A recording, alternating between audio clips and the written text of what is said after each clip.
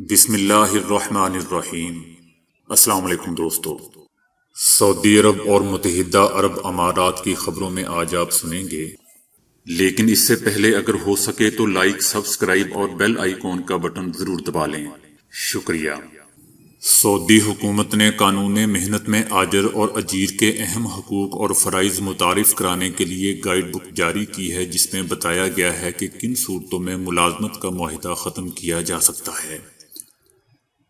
آجر اور اجیر ملازمت کا معاہدہ ختم کرنے پر متفق ہو جائیں تو معاہدہ ختم کیا جا سکتا ہے، تاہم اس صورت میں اجیر کی تحریری منظوری ضروری ہوگی۔ دوسری صورت یہ ہے کہ ملازمت کے معاہدے میں مقرر مدت پوری ہو جائے۔ اسی طرح اگر ملازمت کے معاہدے میں آخری تاریخ مذکور نہ ہو تو ایسی صورت میں فریقین میں سے کسی ایک کی خواہش پر ملازمت کا معاہدہ ختم کیا جا سکتا ہے۔ اگر ملازم کا کام جس کے لیے اس سے معاہدہ کیا گیا تھا وہ مکمل ہو جائے تو ایسی صورت میں بھی ملازمت کا معاہدہ ختم کیا جا سکتا ہے۔ اگر ملازم ریٹائرمنٹ کی عمر کو پہنچ جائے اور فریقین ملازمت کے معاہدے میں توسیع پر متفق نہ ہوں تب بھی ملازمت کا معاہدہ ختم ہو جائے گا۔ حکومت کا کہنا ہے کہ اگر متعلقہ ادارہ مکمل طور پر بند کر دیا جائے تو ایسی صورت میں بھی ملازمت کا معاہدہ ختم ہو جائے گا۔ سعودی عرب میں پیدا ہونے والا بچہ 1 سال بعد پاکستانی والدین کو مل گیا۔ سعودی عرب میں عمرے کی ادائیگی کے دوران پاکستانی جوڑے کے ہاں پیدا ہونے والے اس بچے کو 1 سال کے بعد پاکستان میں والدین کے حوالے کر دیا گیا ہے، جو قبل از وقت پیدائش کے بعد خرابی صحت کی وجہ سے مکہ مکرمہ کے ایک ہاسپٹل میں زیر علاج تھا۔ پاکستانی میاں بیوی کو کورونا وبا کے باعث پاکستان لوٹنا پڑا تو ان کی غیر موجودگی میں 1 سال تک بچے کی دیکھ بھال سعودی حکومت کرتی رہی۔ 1 سالہ عبداللہ کو جدہ سے طیارے کے ذریعے کراچی اور پھر کوئٹہ پہنچا کر ایئرپورٹ پر والد غلام حیدر اور والدہ ہاجرہ بی بی کے حوالے کیا گیا۔ جب ان کے حوالے کیا گیا تو وہ خوشی کے جذبات سے سرشار دکھائی دیے۔ ایئرپورٹ پر استقبال کے لیے بچے کے خاندان ہی نہیں بلکہ ہمسایہ گھرانوں کے درجنوں بچے، جوان اور بزرگ بھی موجود تھے۔ سعودی محکمہ پاسپورٹ نے کہا ہے کہ عام غیر ملکی کارکنان کے اقاموں کی تجدید 5 سے 6 ماہ قبل کرائی جا سکتی ہے۔ اس کے لیے ضروری ہے کہ ورک پرمٹ اور ہیلتھ انشورنس میسر ہو۔ اگر گھریلو ملازم کے اقامے کی مدت 14 ماہ سے کم باقی بچی ہو تو ایسی صورت میں اس کے اقامے کی تجدید کرائی جا سکتی ہے۔ عام غیر ملکی کارکنان کے اقاموں میں توسیع 5 سے 6 ماہ قبل کرائی جا سکتی ہے۔ اقامہ کا اجراء 5 برس کے لیے ہوتا ہے، جبکہ اقامے کی تجدید آن لائن ابشر کے ذریعے ہر سال ہوتی رہتی ہے۔ محکمہ پاسپورٹ نے خبردار کیا ہے کہ اگر کسی نے یہ تجدید ختم ہونے پر نہ کروائی تو پہلی بار تاخیر پر 500 ریال، دوسری بار تاخیر پر 1000 ریال کا جرمانہ ہوگا، جبکہ تیسری بار تاخیر پر سعودی عرب سے بے دخل کر دیا جائے گا۔ سعودی شہری پرائیویسی کی خاطر واٹس ایپ چھوڑنے کی تیاری کرنے لگے ہیں۔ ٹیلی گرام اور سگنل کی مقبولیت بڑھنے لگی ہے۔ بعض سرکاری اداروں نے پرائیویسی کی پالیسی کے حوالے سے بڑھتی ہوئی تشویش کے پیش نظر واٹس ایپ پر رابطہ بند کر دیا ہے۔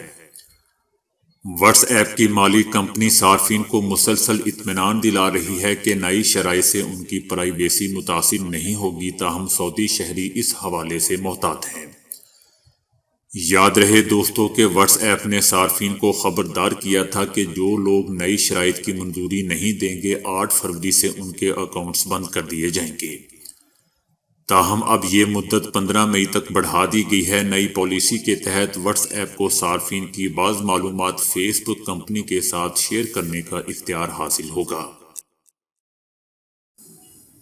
سعودی عرب نے سونے کے محفوظ ذخائر میں عرب دنیا میں پہلی اور عالمی سطح پر 18ویں پوزیشن حاصل کر لی ہے۔ سونے کے محفوظ ذخائر میں سعودی عرب کو برطانیہ پر بھی برتری حاصل رہی ہے، جو 310 ٹن سونے کے مالک کے حوالے سے 19ویں نمبر پر ہیں۔ سعودی عرب کو اسپین پر بھی فوقیت رہی ہے، جو 281 ٹن کے حوالے سے 21ویں نمبر پر ہیں۔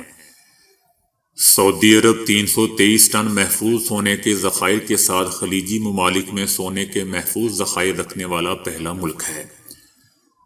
دنیا میں سونے کے سب سے زیادہ محفوظ ذخائر رکھنے والے ملکوں میں خلیجی ممالک آتے ہیں۔ دنیا میں سب سے زیادہ سونے کے محفوظ ذخائر کا مالک امریکہ ہے۔ اس کے یہاں 8,133 ٹن سونا ہے۔ جرمنی 3,362 ٹن سونے کے حوالے سے دنیا بھر میں دوسرے نمبر پر ہے۔ عالمی مالیاتی فنڈ 2,814 ٹن سونے کے محفوظ ذخائر کے باعث تیسرے نمبر پر ہے۔ سعودی عرب نے گزشتہ 5 برسوں کے دوران سونے کی پیداوار 143% بڑھائی ہے۔ 2019 میں 12.35 ہزار کلو گرام پہنچ گئی تھی، جبکہ 2015 میں 5.09 ہزار کلو گرام تھی۔ سعودی vaccine D N a technology پر منحصر ہے۔ اس کے لیے غیر معمولی منفی درجہ حرارت کی ضرورت نہیں ہوتی۔ اس کا سب سے بڑا فائدہ یہ ہوگا کہ یہ ویکسین ایک جگہ سے دوسری جگہ پہنچانے میں مشکل نہیں ہوگی۔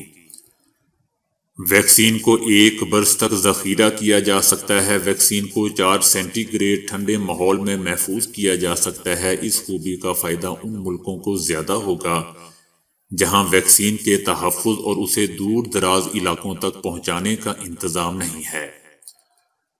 سعودی ویکسین اسکالرز ٹیم کی سربراہ ڈاکٹر ایمان المنصور کا کہنا تھا کہ کلینیکل ٹرائلز کے مرحلے سے کامیابی کے ساتھ گزرنے کے بعد ہی یہ دعویٰ کیا جا سکے گا کہ یہ ویکسین کس حد تک محفوظ ہے، جبکہ اگلے مرحلے میں ویکسین کے مؤثر ہونے کا پتہ لگایا جائے گا۔ حتمی منظوری کے بعد کلینیکل ٹرائلز شروع کیے جائیں گے۔ اس ساری کارروائی میں لگ بھگ 8 ماہ صرف ہوں گے۔ دبئی کی روڈ اینڈ ٹرانسپورٹ اتھارٹی نے اعلان کیا ہے کہ وہ اس سال ہائبرڈ گاڑیوں کا استعمال کرتے ہوئے لندن ٹیکسی ماڈل سروس کا آغاز کرے گی۔ درمیانے سائز کے ساتھ کالے رنگ کی یہ نئی ٹیکسی انگلینڈ کے دارالحکومت میں لندن کیب سے مشابہ ہے۔